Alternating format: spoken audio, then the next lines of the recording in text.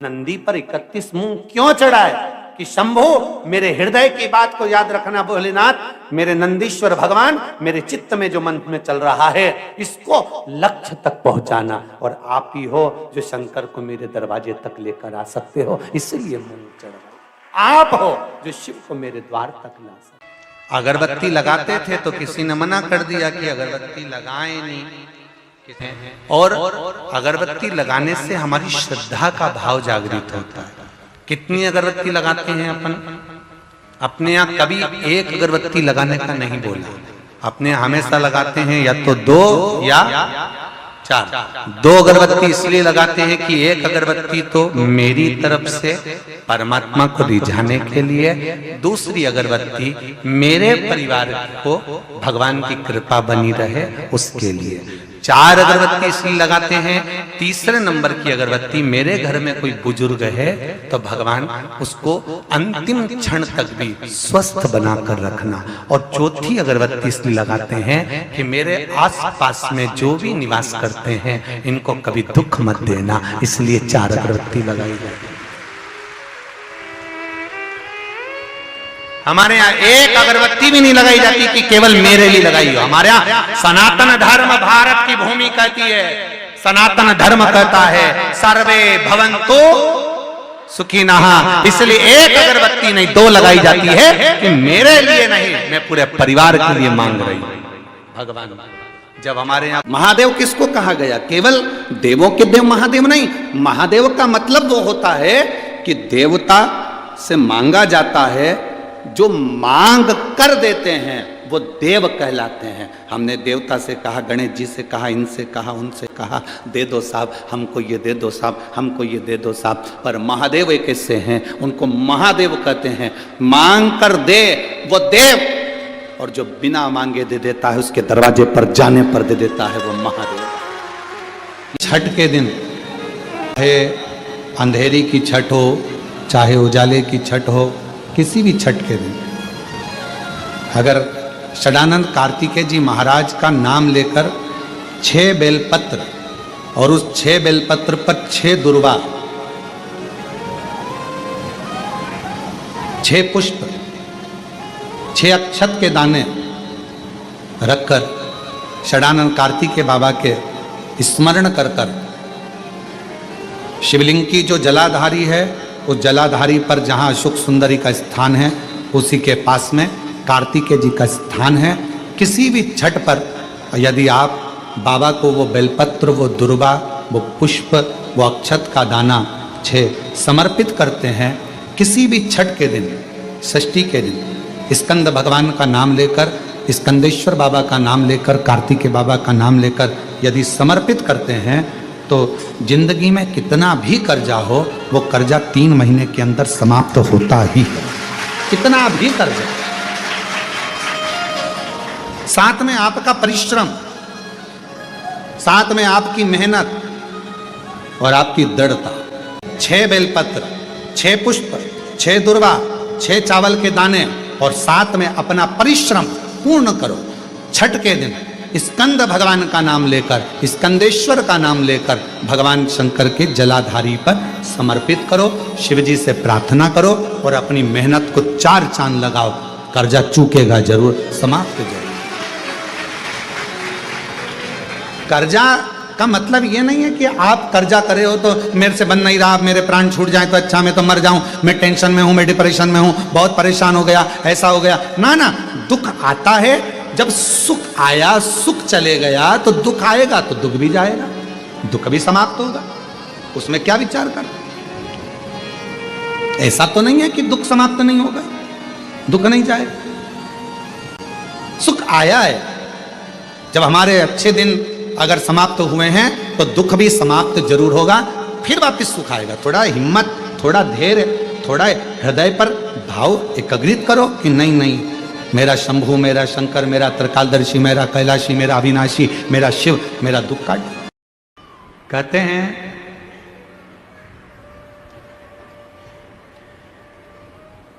जब व्यक्ति के जीवन में कोई राह नहीं सूझ रही हो, कोई मार्ग नहीं मिल रहा हो, तब ये शिवलिंग है, जरा समझिएगा। एलईडी पर आपको दिखाया जा रहा है। मान लो ये शिवलिंग है, ये जलाधारी है। ये जल यहां चढ़ाते हो तो वो पानी बहकर इधर आता है, जल बहकर इधर आता है।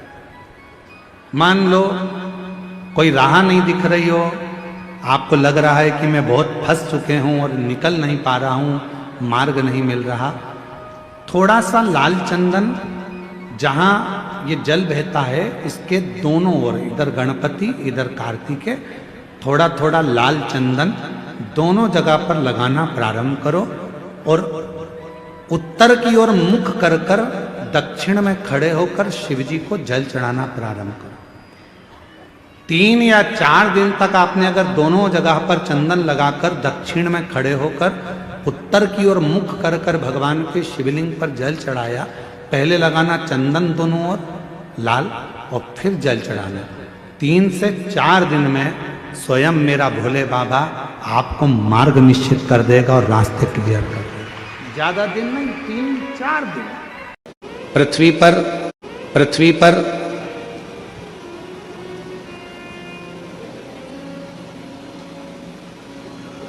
अमीर बनना बहुत सरल है। आप मृत्युलोक में जन्म लिए हो, पृथ्वी पर आए हो, अमीर बनना बहुत सरल है, बहुत सरल। पर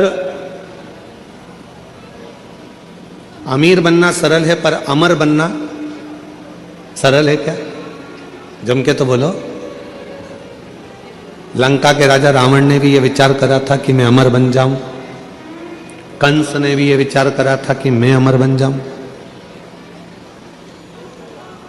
हिरण्यकशिपु ने विचार करा था कि मैं अमर बन जाऊं।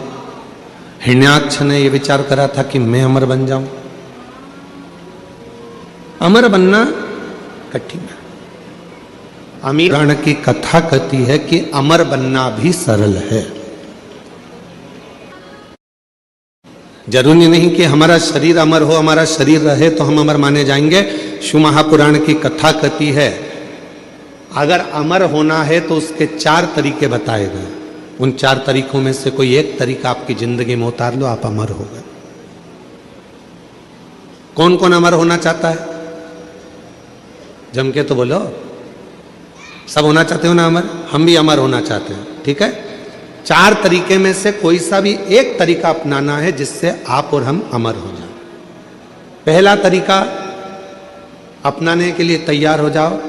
अपनी जिंदगी में एक वृक्ष, एक पेड़ जरूर लगाओ। आप चले भी जाओगे तो वह पेड़ अमर रहेगा। अमर होने के 4 तरीके बताए हैं। पहले नंबर का है वृक्षारोपण। अपने नजदीक में, अपने करीब में कोई अच्छी जगह पर एक वृक्ष लगाओ, उस वृक्ष की परवरिश करो और उस परवरिश को कर कर उस वृक्ष को लगाकर बड़ा करो। हम रहें चाहे ना रहें, वो पेड़ जब तक पृथ्वी पर रहेगा दूसरे को छाया देता रहेगा। लोग तुम्हें याद करते रहेंगे कि हमारे काका जी ने ये पेड़ लगाया।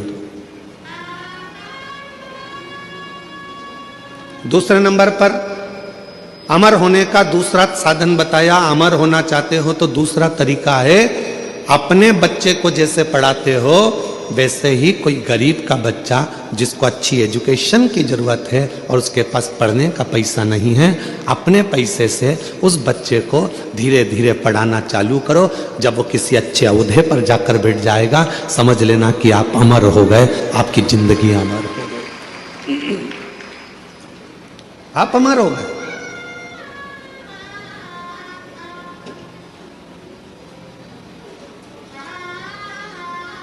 तो आप अमर, वरना अमरता का। तीसरे नंबर पर बताया कि हृदय की मिठास, प्रेम लुटाते चलो, प्रेम देते चलो, अमर। वो एक गीत की लाइन है ना, वो राम आए जो। तीसरा साधन है अपने व्यवहार को मीठा रखिए, प्रेममय रखिए, स्नेहमय रखिए, अच्छा रखिए। व्यवहार श्रेष्ठ रखिए। और चौथा साधन बताया अमर होने का, चौथा साधन अपने बच्चों को अच्छा संस्कार देकर चलिए। जब वो बच्चे अपने संस्कारों में ढल जाएंगे तो समझ लेना कि आप अमर हो गए, आपके बच्चों के संस्कार के रूप में। कौन कौन अमर होना चाहता है? बोलो, हाथ उठाओ जल्दी से। होना चाहते हो अमर? तो बच्चा भी संस्कारी, तो कोई भूलेगा, लोग आपको याद करेंगे। इनके माता पिता भी संस्कारी थे तो बच्चा भी संस्कारी था। इनके माता पिता में ये संस्कार था तो बच्चे में ये संस्कार। ये अमरता है, ये अमर हो गया, ये अमर। अमीर बनना सरल है पर अमर होना कठिन है। पर शिव महापुराण की कथा कहती है अमर होना भी सरल है। जिसने इन चार में से कोई एक बात को अपनी जिंदगी में उतार लिया तो समझ लो कि वो अमर हो गया। धर्म पत्नी माता सती को लेकर कुंभज बाबा के आश्रम में शिव पुराण की कथा अर्थात भगवत चर्चा करने के लिए गए। भगवत चर्चा करने, कथा सुनने के लिए कुंभज बाबा के आश्रम में गए।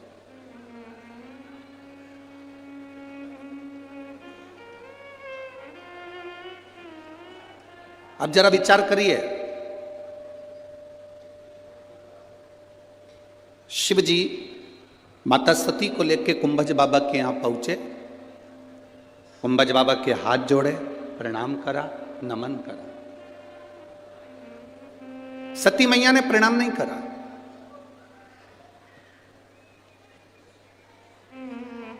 माता सती प्रणाम नहीं करी है कुंभज ऋषि को, अगस्त ऋषि को प्रणाम नहीं करी। माता सती ने प्रणाम नहीं किया। प्रणाम केवल देवादिदेव महादेव ने किया। सती मैया प्रणाम नहीं करी। तो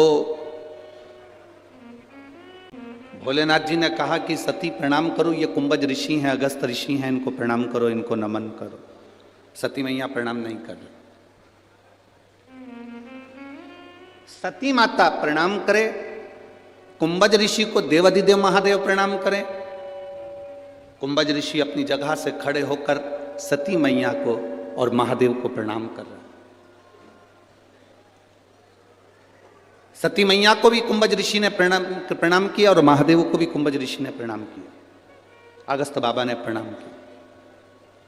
तब सती मैया के मन में अहंकार आ गया, थोड़ा सा अहंकार, कि ये ऋषि होकर, संत होकर, साधु होकर, गुरुजन होकर मुझे प्रणाम कर रहे, ये ऋषि होकर मुझे प्रणाम कर रहे, ये अभिमान सती मैया के हृदय में समाहित हुआ। कुंभज ऋषि से शंकर भगवान ने पूछा कि आपको हम प्रणाम करते पर आपने हमको प्रणाम कर लिया, ये क्यों करा?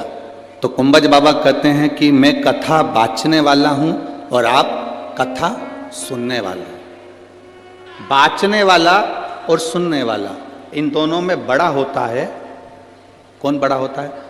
कथा बाचने वाला बड़ा है कि सुनने वाला बड़ा है? कथा बाचने वाला कभी बड़ा नहीं होता, बड़ा होता है कथा सुनने वाला। कथा बाचने वाला कभी जिंदगी में बड़ा नहीं है हमारा, कथा सुनने वाला बड़ा है। बाचने वाले का क्या है? व्यासपीठ पर आएगा, 3 घंटा बाचेगा, बोलेंगे, समझाएंगे, चले जाएंगे। पर श्रोता, सुनने वाला बड़ा होता है। अपना घर, परिवार, कुटुंब सब छोड़कर। अब सुनने वाले को क्या चाहिए कि उसका चित्त, उसकी वृत्ति, उसका मन भगवान में लग रहा है कि नहीं लग रहा। रोड पर अगर किसी का घर होगा तो उसकी कीमत होगी। रोड पर अगर किसी की जमीन होगी, खेत होगा, प्लाट होगा तो उसकी कीमत होगी। पर शिव पुराण कहती है इंसान अगर रोड पर होगा तो उसकी कोई कीमत नहीं होगी, ये निश्चित है। जमीन की कीमत रोड के किनारे हो सकती है, प्लाट की कीमत रोड के किनारे हो सकती है, मकान की कीमत रोड के किनारे हो सकती है, पर मनुष्य की कीमत रोड पर नहीं होती। शिव महापुराण की कथा कहती है एक मक्खी सब्जी पर बैठी और तुल गई तो 2 रुपए किलो के भाव में सब्जी की कोई कीमत नहीं होगी। उस मक्खी की कोई कीमत नहीं होगी। कबाड़े के ऊपर बैठकर तुल गई तो उस मक्खी की कोई कीमत नहीं होगी। पर वही मक्खी अगर सोने के ऊपर रखा जाए और सुनार सोना तोल रहा हो और मक्खी उस पर बैठ जाए तो वो मक्खी भी 5,000 रुपए की हो जाएगी। ये निश्चित है, उसकी कीमत बढ़ जाएगी। मक्खी अगर तुलते समय सब्जी पर बैठी है तो उसकी कोई कीमत नहीं है। मक्खी तुलते समय अगर किराने के सामान पर बैठी है तो उसकी कोई कीमत नहीं है। मक्खी तुलते हुए कबाड़े के सामान पर बैठी है तो उसकी कोई कीमत नहीं है। और वही मक्खी अगर सोने पर सोना तुल रहा है और उस पर अगर मक्खी बैठ गई है तो वो मक्खी की कीमत भी अपने आप बढ़ जाएगी। उसी तरह आप किस जगह पर बैठ रहे हो, किस चौराहे पर बैठ रहे हो, किस पान की दुकान पर जाकर बैठ रहे हो, किस गुमठी पर जाकर बैठ रहे हो, किस पेड़ के नीचे जाकर बैठ रहे हो, किस रोड पर जाकर बैठ रहे हो, उसकी कीमत नहीं है। शिव महापुराण की कथा कहती है जब हम भगवान की शरणागति में, सत्संग में या शिव महापुराण में जाकर बैठते हैं तो ये शरीर की भी कीमत बढ़ जाती है और आत्मा की भी कीमत बढ़ जाती है। इसकी कीमत बड़ी है। ये शरीर की कीमत भी बड़ी और आत्मा की कीमत भी बड़ी। हम जब भजन करने बैठे, हम जब स्मरण करने बैठे, आप उठाकर देखिए इतने शास्त्रों को, इतने प्रमाणों को हमारे उठाकर देखिएगा। रामकृष्ण परमहंस जी को देखिए, चैतन्य महाप्रभु जी को देखिए, श्री महावीर स्वामी जी को देखिए, गौतम बुद्ध जी को देखिए, नामदेव जी, तुकाराम जी, मीराबाई, कर्माबाई, मुक्ताबाई, नरसिंह मेहता, प्रहलाद, इनका यदि स्मरण करेंगे तो इन्होंने अपने शरीर की कीमत को बढ़ा लिया भगवान का भजन। इन्होंने शरीर की कीमत को बढ़ा लिया भगवत स्मरण कर।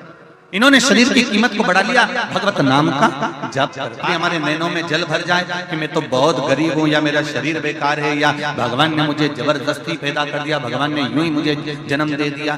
एक बात बहुत अच्छे से याद रखना, पहले भी कथा में कही, आज फिर कहते हैं, यहाँ जितनी मेरी बहनें बैठी हुई हैं, जितनी माताएं बैठी हुई हैं, जितने भाई लोग बैठे हुए हैं और जितने भी बांधव लोग यहाँ बैठे हुए हैं, आप सोने वाले कमरे में या अपने कक्ष के अंदर कोई भी अटाला चीज नहीं रखते। तुम अपनी अलमारी में हमेशा अच्छी चीज ही रखते हो, कीमती चीज ही रखते हो। जब तुम अपने कमरे में, तुम अपनी अलमारी में, तुम अपने कक्ष में, तुम अपने मकान में कोई भी अटाला सामान नहीं रखते तो जरा विचार करिए, ये पृथ्वी पूरी की पूरी मेरे महादेव का घर है। जब आप अटाला सामान नहीं रखते तो मेरा महादेव किसी फालतू को इस पृथ्वी पर क्यों रखेगा? जरा विचार करो। अगर भगवान ने जन्म दिया है, मृत्यु लोक में आए हो, पृथ्वी पर जन्म हुआ है, तो तुम्हें कीमत वाला बनाकर मेरे परमात्मा ने भेजा। ऐसा कोई मनुष्य, ऐसा कोई मानव, ऐसा कोई पृथ्वी मनुष्य जन्म नहीं लेता जिसको भगवान कीमत वाला बनाकर नहीं पैदा करता। बस आपको निखरने की जरूरत है। दुनिया की ठोकरें खाकर अपना कर्म करते करते और कर्म को प्रधान मानकर जो आगे बढ़ता चले जाता है, मेहनत करता चले जाता है, वो एक दिन आगे बढ़कर उन्नति की सीढ़ी पर चढ़ ही जाता है। पहले कर्म को प्रधान मानना। ये शिवलिंग, ये जलाधार और ये धार। अब कई लोगों के मन में प्रश्न खड़ा होता है, कई लोगों के मन में एक भाव उत्पन्न होता है कि हमारे घर में जो शिवलिंग है, हमारे घर में जो शंकर भगवान का शिवलिंग है, क्या उस पर वासुकी नाग लगाना, सर्प लगाना जरूरी होता है क्या? हमारे घर के अंदर जो शिवलिंग है, हमारे घर में जो शंकर भगवान का शिवलिंग है, उस पे सांप लगाना, सर्प लगाना, वासुकी नाग लगाना जरूरी है क्या? तो बहुत सावधानी से समझिएगा कि जो शिवलिंग होता है, जो शिवलिंग होता है, उस शिवलिंग में भगवान शंकर स्वयं विराजमान है। तो उनके गले में अगर सर्प है तो शिवलिंग में आप रूप सर्प है। शंकर जी अगर रुद्राक्ष की माला पहने हैं तो शिवलिंग में वो रुद्राक्ष का बल है। शंकर जी बागंबर पहने हैं, शिवलिंग में वो बागंबर का अंश है। शिवलिंग गंगा धारण करे हैं तो शिवलिंग भगवान शंकर गंगा धारण करे हैं तो शिवलिंग में वो गंगा का तत्व है। जरूरी नहीं कि तुम्हारे घर में जो शिवलिंग हो उस पे नाग हो। अगर है सर्प कोई बात नहीं, रखे रहने दो। सर्प नहीं है तो कई लोग कहते हैं चांदी का सांप बनवा लेती हूँ, पीतल का सांप बनवा लेती हूँ। घर में मेरे शिवलिंग है उस पे सांप नहीं है, मैं सांप रख देती हूँ, सर्प रख देती हूँ, वासुकी नाग रख देती हूँ ना। अगर है तो रखो। शिव महापुराण की कथा कहती है, जिसको रात्रि में सोते समय या सुबह या ऐसा लगता है कि मुझे स्वप्न में सर्प नजर आते हैं, सांप दिखते हैं, कोई मरा हुआ व्यक्ति नजर आता है, उसको लगता है कि कोई डरावनी सी वस्तु नजर आती है, कोई श्वेत वस्त्र नजर आते हैं या कोई सर्प नजर आता है, तो हमारा शास्त्र कहता है शिवलिंग, जैसे ये शिवलिंग है पूरा जलाधारी पर रखा हुआ है, और जो शिवलिंग है इस शिवलिंग के 5 स्थान ऐसे नियुक्त कर लीजिए। कितने स्थान? 5।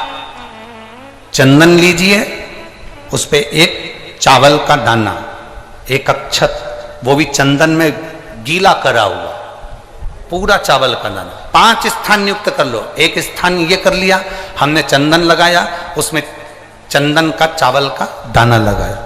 दूसरा स्थान हमने ये नियुक्त करा, हमने चंदन लगाया, उस पे चावल का दाना लगाया। तीसरा स्थान हमने ये नियुक्त करा, चंदन लगाया, चावल का दाना लगाया। चौथा स्थान हमने ये नियुक्त करा, चंदन लगाया, चावल का दाना लगाया। 5वां स्थान हमने ये नियुक्त करा, चंदन लगाया, चावल का दाना लगाया। बस एक बेलपत्र अशोक सुंदरी वाली जगह पर पहले चढ़ा देना है, फिर ये 5 स्थान पर चंदन की बिंदी और एक चावल का दाना लगा देना। इस